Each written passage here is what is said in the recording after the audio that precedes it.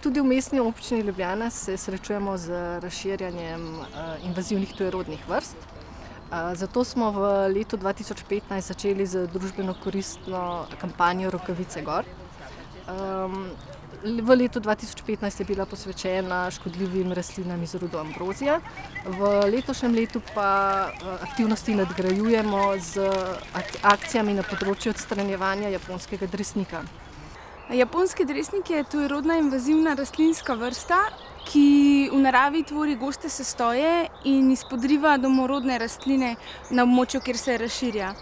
Za odstranjevanje je zelo trdovraten, treba je biti zelo vztrajen in redno odstranjevati oziroma kositi nadzemne dele, problematični pa so tudi njegovi podzemni deli. Danes smo se iz naših galerijskih in muzejskih prostorov, kjer seveda že zelo intenzivno pripravljamo razstavo Sebastija Salgada Genezo in ki seveda navdihuje tudi te naše naravovarstvene akcije, iniciative, preselili tukaj sem v bližino Koseškega bajerja, kjer je eno od rastišč japonskega dresnika, s katerim se bomo seveda v naši akciji ukvarjali, z njegovim odstranjevanjem, z njegovo predelavo v papir in uporabo različnih izdelkov, ki jih bomo iz tega papirja izdelali.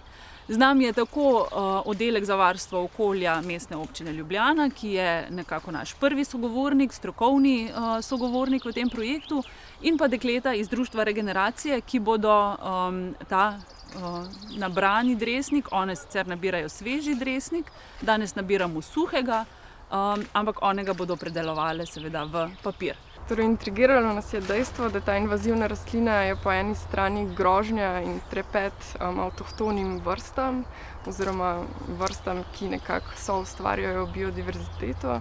Po drugi strani pa je ta vrsta tudi užitna, zdravilna oziroma ima rezervatrol, ki je močen antioksidant in tudi na koncu koncev neko dovoljšno vsebnost celuloze, da iz nje lahko pridelamo papir. Ker je predelava papirja pionirska akcija, je pridobivanje same surovine, torej dresnika, poteka na nekoliko drugačen način in torej v obliki skupnostnih akcij oziroma prostovoljnega nabiranja.